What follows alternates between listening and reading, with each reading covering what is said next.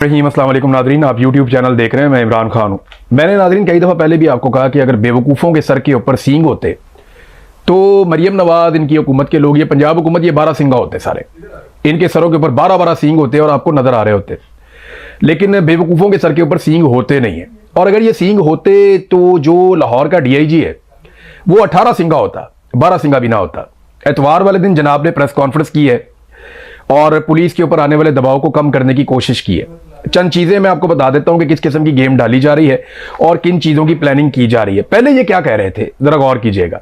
पहले ये कह रहे थे कि जनाब हमें 15 पे कॉल आई, कारलूस नामी आदमी की, लड़कियों के वालिद की हमें कॉल आई 15 पे, और उस कॉल के आने के फौरन बाद हमने मरियम नवाज से रब्ता किया। IG को बताया गया, IG ने मरियम नवाज से रब्ता किया। मरियम नवाज ने 2 घंटे का टाइम दिया।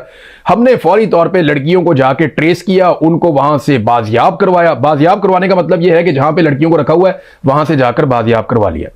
और उसके बाद हमने जो मुल्जिमान है उनको एक एक करके ट्रैक एंड ट्रेस सिस्टम के जरिए से, सेफ सिटी के कैमरा के जरिए से, और जो भी उनकी कॉल डाटा रिकॉर्ड्स और मोबाइल फोन की लोकेशंस, उनके जरिए से हमने ट्रेस किया और बड़ी एफिशिएंसी के साथ हमने 2 घंटों के अंदर गिरफ्तारियां भी कर ली। 2 घंटे में हमने बाजियाब करवा लिया और फिर हमने फौरी तौर पे गिरफ्तारियां भी कर ली। ऐसी एफिशिएंसी पंजाब पुलिस ने अपनी खुद ही रिपोर्ट कर दी। अपने मुंह ये मियां मिट्टू बन गए। अब हकीकत क्या है जरा ये मैं आपके सामने रख देता हूं। देखिए अब इनको क्या कहना पड़ रहा है जी, लड़कियां तो खुद ही बाजियाब हो गई। वजह यह है कि यासिर शामी ने गाजी रोड से जाकर यह साबित किया कि एक गाड़ी जिसके अंदर लड़कियों को अगवा करके लेकर जा रहा था रजा डार नामी शख्स, और वहां से गाड़ी भगा रहा था, और वो गाड़ी एक और गाड़ी के साथ टकरा जाती है जल्दबाजी में, और वहां पे लोग इकट्ठे हो जाते हैं। उसका फायदा उठाकर लड़कियां गाड़ी से बाहर छलांग मारती हैं और शोर मचाना शुरू कर देती हैं, जमीन पे लेट जाती हैं, रोला डाल देती हैं कि हमें तो अगवा किया गया है, और रजा डार वहां से भाग जाता है, जिसको आप कहते हैं hit and run case. Police की जबान में इसको हिट एंड रन केस कहते हैं। उसका वहां पे एक मुकदमा और भी दर्ज होना चाहिए, और उस शहरी की जानिब से दर्ज होना चाहिए जो बेचारा फिल्टर हाउस पे खड़ा अगले कई घंटे तक यही देखता रहा कि यार मेरी गाड़ी भी मार के चले गए, मेरा नुकसान भी कर दिया, मेरी छोटी बच्ची भी जख्मी हो गई, और वो भाग भी गया बंदा, और ये लड़कियां भी यहां पे छोड़ के चला गया। तो वहां पर अवाम इकट्ठी हो गई। पुलिस वाले बाद में आए, जो बाजियाब शुदा लड़कियां थी, जो बच गई थी खुद ही अपनी हिम्मत दिखा के, और लोगों ने उनको वहां पे रेस्क्यू किया था। पुलिस आती है, लोगों से उन लड़कियों को लेती है, और लेने के बाद फौरी तौर पे करती यह है कि वहां आसपास की CCTV फुटेज गायब करना शुरू कर देती है। देखिए ना, ज्यादा पुलिस को यह करना चाहिए था, वो CCTV फुटेज को हासिल कर लेते, लेकिन वो DVR ही उठाकर ले गए। उन्होंने कहा जी नहीं, हमें सारा रिकॉर्ड ही गायब करना। हमने, पुलिस ने रिकॉर्ड गायब कर दिया और वकूआ बना दिया कि जनाब हमने जाके एक घर से खवातीन को बरामद किया था। पहला मौकिफ क्या था कि हमने बाजियाब करवाया। अब मौकिफ क्या है कि जी वो बाजियाब तो वो खुद ही बेचारी बाहर आ गई थी, उसके बाद हम वहां पे पुलिस पहुंच गई, पुलिस ने जाके उनको रेस्क्यू कर लिया। बाजियाब करवाने में और रेस्क्यू करवाने में जमीन आसमान का फर्क है। फिर जनाब वो कह रहे हैं जी गिरफ्तारियां हमने खुद ही उनको ट्रेस किया, मुल्जिमान को पकड़ा गया, गिरफ्तार किया गया, और अब वो कहते हैं जी पुलिस ने राब्ता किया और राब्ता करके उन्हें कहा गिरफ्तारी दे दे, उन्होंने गिरफ्तारी दे दी, जाओ वहां रुक जाओ। ऐसा भी नहीं हुआ। ये जो गिरफ्तारियां हुई है ना, ये अली डार ने करवाई है। ये मेरे पास बाकायदा रिकॉर्डिंग अब मौजूद है, यानी मुझे पता है, और जब जरूरत पड़ेगी तो वो चीजें हम सामने लेकर आएंगे। वो मैंने इसलिए रखी है कि अगर यहां बरतानिया में कोई मेरे ऊपर केस करता है, कोई चीज करता है, तो मैं वहां साबित करूं कि जनाब ये देखें, ये इंफॉर्मेशन मेरे पास इस तरीके से पहुंची है। तो अली डार ने, ये अली डार राब्ते में था, ना सिर्फ रजा डार के साथ बल्कि एक और लड़का उसके साथ भी राब्ते में था, और उन लड़कों को अली डार ने कहा कि गिरफ्तारी दे दो। उससे पहले अली डार ने उन्हें यह भी कहा कि तुम अगर कोई और बंदा पेश कर सकते हो अपनी जगह पे तो वो बंदा पेश कर दो। यानी अब लड़कियां तो नहीं है ना कि जो जाके वहां पे वेरिफिकेशंस देंगी, लड़कियां तो नहीं है जो जाके वहां पे ये कहेंगी जनाब ये हमारा मुजरिम है या ये नहीं है। तो लड़कियों को तो इनको आइडिया था कि उन्होंने वापस चले जाना है, और उनको तो रख भी नहीं सकते आप पाकिस्तान में। तो ये कहा गया, एक ऑप्शन ये भी दिया गया, अपनी जगह पे कोई बंदा दे दो, कोई बंदा गिरफ्तार करवा दो। लेकिन वो बंदा उन्हें मिला नहीं। उन लोगों ने जिन जिन लोगों से राब्ता किया वो लोग भी मौजूद हैं अब कि जनाब मेरी जगह पे आप गिरफ्तारी दे दें। लेकिन बाद में फिर अली डार ने कहा कि नहीं, SSP तौकीर को जाके मिलो, क्योंकि कामरान शायद उस दिन लाहौर में नहीं था। फिर ये फैसल कामरान बाद में आया लाहौर में। बहरहाल ये DIG ने और SSP ने मिलकर सारा काम किया, और इन्होंने अब एक कहानी बना दी है नई। और वो कहानी क्या है मैं आपको बताता हूं। PMLN के जो जर्नलिस्ट हैं वो शाह से ज्यादा शाह के वफादार बन रहे हैं। मैं अम्मार मसूद को सुन रहा था, अच्छे खासे बड़े बाप के आदमी है, इनके वालिद ने ऐसी शानदार शायरी की है, कमाल किस्म की। मैं बड़ा फैन हूं इनके वालिद का, लेकिन इन्होंने बहुत मायूस किया। इतने बड़े आदमी का बेटा ऐसी चाकरी कर सकता है ऐसे बेशरम लोगों की? यानी वो कह रहा है जी कि रजा तो खुद भी बंधा हुआ था वहां पे। यानी पहले इन्होंने चाकरी की नवाज शरीफ की, फिर नवाज शरीफ के छोटे भाई की, फिर नवाज शरीफ की बेटी की, फिर नवाज शरीफ के भतीजे की, अब उनके बच्चों के बच्चों की, अब इसहाक डार की, इसहाक डार के बेटे की, और अब इसहाक डार के नवासे की भी। यानी इस लेवल तक आप लोग गिर गए हैं कि इस खानदान में कोई आदमी कुछ भी गलत करेगा तो आप उसके दिफा में सामने आ जाएंगे। यार फर्ज करें ये लोग कल को इतने ताकतवर हो जाएंगे कि आपके घरों तक आ जाएंगे। ये इतने ताकतवर होंगे, अगर लोगों की इज्जतों से खेल रहे हैं, ये कल को आपकी इज्जत से खेल सकते हैं। इनको यहीं पे दबा दें, वरना बारी बारी सबकी बारी। आप इन्हें डिफेंड नहीं कर रहे, आप एक जालिम को डिफेंड कर रहे हैं जिसे जुल्म करने की आदत पड़ जाएगी। ये जितनी मर्तबा जुल्म करके बच जाते हैं उससे बड़ा जुल्म करते हैं। अगर सानहा मॉडल टाउन के मुलजिमान को सजाएं हो जाती तो ना 26 नवंबर होता, ना 9 मई होता, और ना उसके बाद बाकी इस तरह के वाकयात होते, ना कश्मीर के अंदर कत्लेआम होता, ना आयतुल्लाह अली खामनाई की शहादत के बाद जो पाकिस्तान में 30 से ज्यादा लोग शहीद किए गए वो भी नहीं होता। अगर सानहा मॉडल टाउन में जो कत्लेआम हुआ था उसकी सजा मिल जाती तो रेंजर्स ने जो लड़का हाथ जोड़ रहा था उसे कत्ल कर दिया था कराची में, अगर उस इंसिडेंट के ऊपर बदतरीन सजा दी जाती तो आज ये ना होता जो हो रहा है पाकिस्तान में। अगर बलूचिस्तान के अंदर रेप करने वाले फौजी अफसर को जनरल मुशर्रफ सजा दे देता और बुकटी की बात मान लेता, एक गैर जानिबदार इंक्वायरी करवा के उस कैप्टन को सजा दे देता, तो आज ये ना होता बलूचिस्तान में जो आज हो रहा है। यहां पे जालिम को बचा बचाकर, ताकतवर को बचा बचाकर हमने रूल ऑफ लॉ की धज्जियां उड़ा दी हैं, और अब हर ताकतवर हर कमजोर के ऊपर अपना हक समझता है। वो अमार मसूद को मैं देख रहा था, वो खबर ये दे रहे हैं जनाब रजा के तो अपने भी हाथ बंधे हुए थे। ओ भाई, ओ बड़े जर्नलिस्ट, मैं बताता हूं क्या हुआ था। ये बात हम इसलिए नहीं बता रहे थे, इसकी औकात कोई नहीं है। ये रजा ही वो आदमी है जो इन लड़कियों को घेर के पाकिस्तान लेकर आया। रजा डार, इसहाक डार का नवासा ही वो आदमी है जिसने उनके वीजों का बंदोबस्त किया, इसहाक डार का दफ्तर मुबैना तौर पर इस्तेमाल किया। रजा डार ही वो आदमी है जिसने उनके टिकटों का और आने का बंदोबस्त किया और उनको प्रोटोकॉल के अंदर एयरपोर्ट से निकाला। चेक करो कौन प्रोटोकॉल दे रहा था, किसने प्रोटोकॉल के लिए कहा था, किस तरीके से उन्हें निकाला गया। रजा डार ही वो आदमी है जिसने उनके इस्लामाबाद और मरी जाने का और वहां पे रहने का बंदोबस्त किया। 26 तारीख को वो पाकिस्तान आई थी। फिर रजा डार ही वो आदमी है जो उन्हें लाहौर लेकर आया और लाकर उनको एक हफ्ते बेजा में रख लिया, उनको जबरी तौर पर गुमशुदा कर दिया। और उन लड़कियों ने अपने वालिदैन को इंफॉर्मेशन भेजी जैसे जैसे उनको मौका मिला, क्योंकि ये पैसे मंगवाते थे, वो घर बात करती थी, वो डच के अंदर कोड देती थी। उनके वालिद को पता चल गया, कार्लूस उनके वालिद का नाम है। उसने स्पेन की पुलिस बुला ली। अब स्पेन की पुलिस और कार्लूस बैठे हैं वहां से फोन कर रहे हैं एम्बेसी को, और एम्बेसी ने उनका राब्ता कराया लॉ इन्फोर्समेंट के साथ। वहां पे उन्होंने जो मालूमात थी वो शेयर की और उसके बाद उनकी लड़कियों को बाजियाब करवाने के लिए काम शुरू होता है। और यह मामला है 29 तारीख का, 30 तारीख का। लेकिन सवाल यह पैदा होता है कि पुलिस इस सारे मामले को घुमा क्यों रही है? वो इसलिए कि रजा डार को इन्होंने हर हाल में बचाना है। रजा डार ही वो आदमी है जो लेकर आया, घेर कर लाया, जिसने अगवा किया, जिसने तावान तलब किया और जिसकी ईमा के ऊपर उन खवातीन के साथ जबरी तौर पे जिनसी ज्यादतियां की गई। रजा डार ने करवाई है ना भाई। रजा डार के बारे में अब वो कह रहे हैं जी उसने खुद तो रेप नहीं ना किया, अब ये वो लोग बात कर रहे हैं। तो भाई वो उधर ही था ना, उसी ने लड़कियों को अगवा किया, उसी ने लड़कियों को दरिंदों के हवाले किया और उसी ने दरिंदों को ये ऑर्डर दिया कि आप इसके साथ ये भी कर लो इन खवातीन के साथ, तो उन्होंने कर लिया वो भी। मामला यह है कि रजा डार को आप कैसे माफ कर सकते हैं, उसको आप इस सारे मामले से कैसे निकाल सकते हैं? वो कह रहे जी रजादार के भी हाथ बंधे हुए थे, हाथ पांव बंधे हुए थे। मैं बताता हूं आपको क्यों बंधे हुए थे। शुरू में जब रजादार लड़कियों से डील कर रहा था तो उन्हें कह रहा था कि हमारा जो नुकसान हुआ है ना वो आप हमें पैसा दे दें। तो उन लड़कियों ने कहा जी हमें तो आपने इन्वेस्टमेंट के लिए बुलाया था, हमें तो आपने बुलाया था कि कारोबार करना है, आप तो हमसे पैसे मांग रहे हैं। तो वो झगड़ा हो जाता है उनका। अब रजादार कहता है जी मेरे ऊपर बहुत दबाव है बॉस का, और बॉस जो है ना वो आपको भी नहीं छोड़ेगा, मुझे भी नहीं छोड़ेगा, आपको बॉस की ताकत का अंदाजा नहीं है। इससे पहले रजादार उन्हें यह कहता रहा कि पाकिस्तान आ जाओ, तुम्हें कोई खतरा नहीं होगा, इसलिए कि ये देखो वजीर आजम साबिक, ये देखो ये वजीर है, ये मेरा बाप है, ये देखो ये वाला वजीर, ये वाली वजीर, ये वाला उसका बेटा, ये उसका, इसकी तस्वीरें ना जुनेद सफदर के साथ भी हैं। हालांकि मेरा नहीं ख्याल उसका इसमें कोई लेना देना है। इसकी तस्वीरें जो है पंजाब हुकूमत के वुज़रा के साथ भी हैं, इसकी तस्वीरें जो हैं वो इसहाक डार के साथ भी हैं, सबके साथ ही हैं, नवाज शरीफ के साथ भी हैं।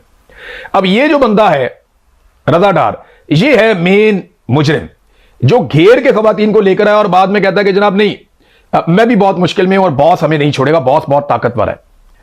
तो फिर इसने ड्रामा किया, इसने लड़कियों को जब लाके अगवा किया जबरी तौर पे, तो इसने दिखाया कि इसको भी बांधा हुआ है लड़कियों के सामने ना। पहले इसने ड्रामा किया कि मैं भी अगवा हो गया हूं, ये देखो मेरे भी हाथ बांध दिए गए हैं। तो थोड़ी देर वो ड्रामा किया ताकि लड़कियां डर जाएं कि रजा भी पकड़ा गया, हम भी पकड़ी गई हैं। असल ड्रामा इनका ये था जो इन्होंने शुरू में करना था कि रजा भी अगवा हो गया, लड़कियां भी अगवा हो गई, तो हम लड़कियों से कहेंगे पैसे मंगवाओ और रजा को भी कहेंगे पैसे मंगवा, तो हम तुम सारों को फिर बाद में छोड़ देंगे और तुम लोग फिर सारे हंसी खुशी चले जाना। और रजा कहेगा जनाब मैं मुकदमे करवाता हूं, मैं देखता हूं, मैं ये करता हूं, मैं वो करता हूं। तो इस तरह लड़कियों को पता ही नहीं चलेगा कि मेन मुजरिम कौन है। लेकिन ये ड्रामा तकरीबन आधे घंटे के बाद खत्म हो गया था, क्योंकि लड़कियां काबू नहीं आ रही थी, वो बहुत तेज हैं। वो यहां पे वो पाकिस्तान की अनपढ़ लड़कियां नहीं है, वो बहुत तेज लड़कियां थी। उन्हें पता चल गया कि ये सारा ड्रामा है, और फिर रजा डार खुद भी पैसे मांगना शुरू हो गया, बाद में उनके साथ मिलकर टॉर्चर करना शुरू हो गया। तो ये जितना तशद्दुद हुआ, ये जितनी जिनसी ज्यादती हुई, ये जो इगवा बराए तावान हुआ, ये जो हफ्से बेजा में रखा गया, ये सारी चीजें रजा डार ने की हैं। अब बयानिया पता क्या बनाया जा रहा है? पहले तो एक बयानिया ये वाला हो गया कि रजा डार भी बंधा हुआ था, वो वीडियो भी बनी हुई है, पुलिस के पास सारा कुछ है। रजा डार बंधा हुआ था तो बंधा हुआ था ना भाई, ड्रामा कर रहा था वो। लेकिन हमारे सहाफी अभी भी वो खबरें दे रहे हैं मुंह उठा के, सिर्फ इसलिए कि शरीफ खानदान की चाकरी करनी है, उनके बच्चों को, उनकी आल औलाद को, सबको बचा के रखना है।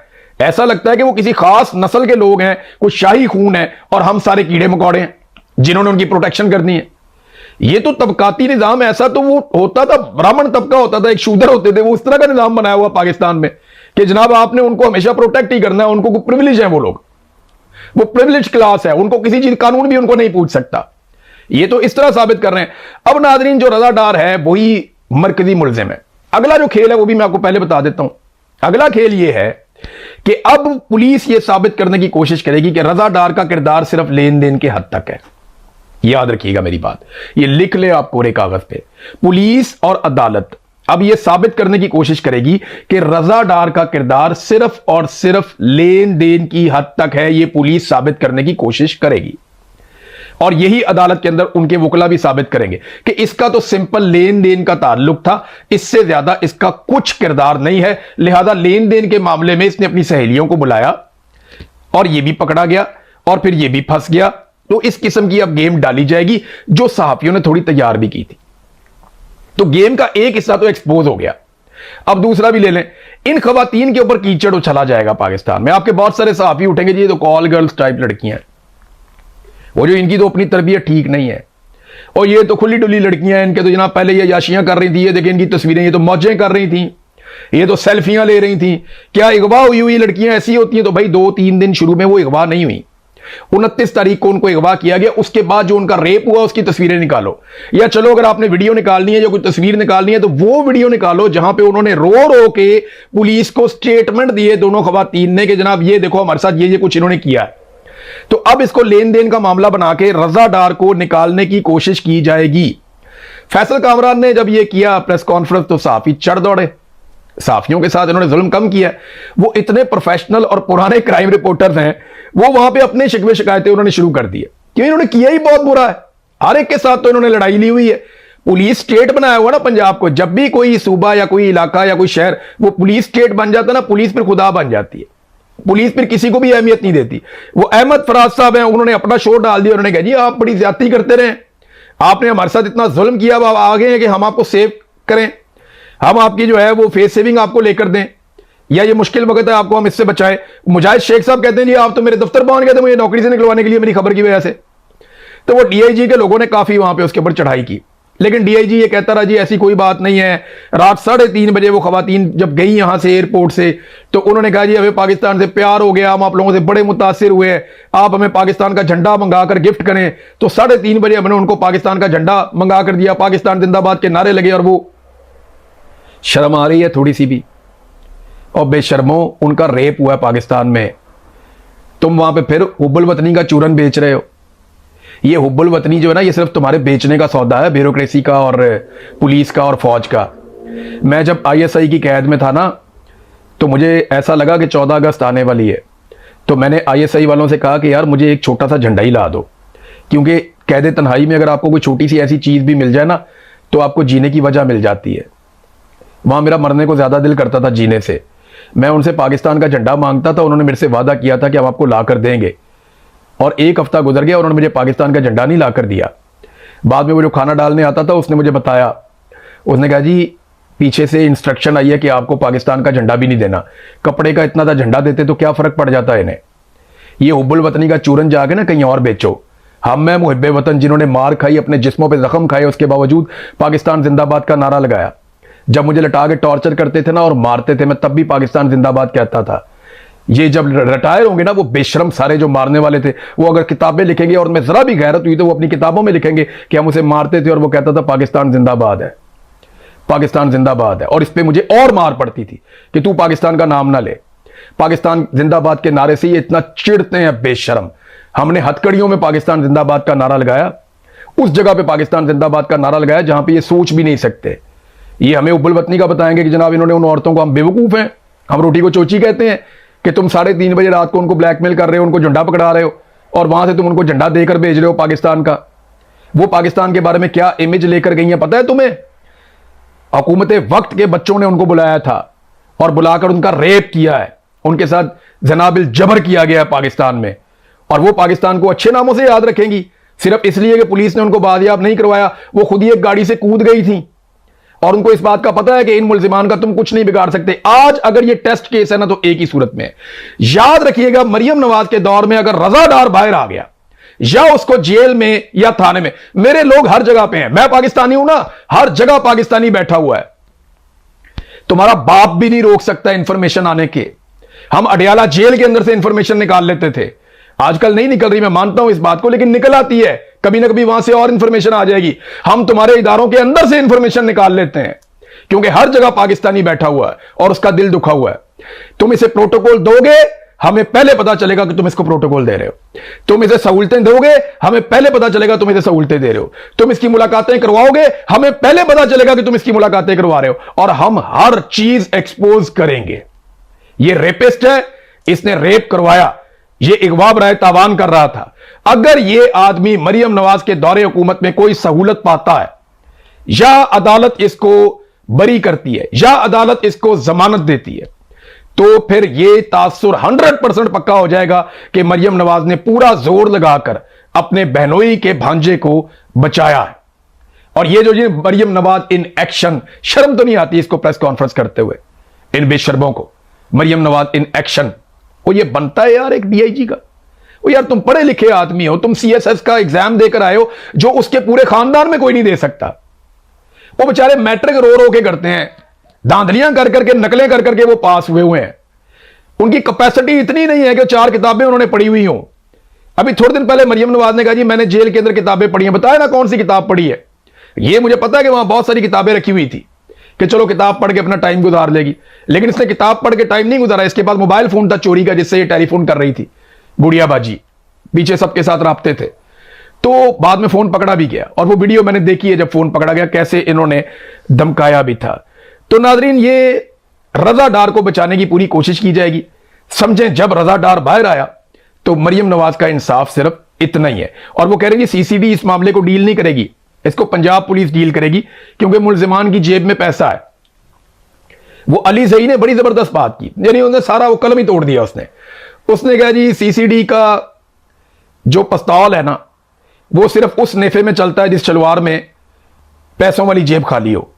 शलवार के अंदर भी एक जेब होती है ना पैसों वाली। उसने कहा जी जिस शलवार के अंदर जो जेब है ना वो खाली है ना, उस नेफे में सीसीडी का पिस्तौल चल जाता है।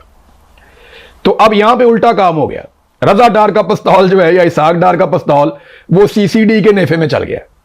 अब सीसीडी जो है ना वो चुपती फिरेगी। मारो बंदे, गरीबों को तो आप मार सकते हो, जब मर्जी मार सकते हो, छोटे मोटे मुजरिमों को आप पार कर सकते हो, लेकिन हुक्मरान खानदान पे हाथ डालना, उन्हें रोकना, ये आपके बस की बात नहीं। हम रोकेंगे पाकिस्तानी इंशाल्लाह।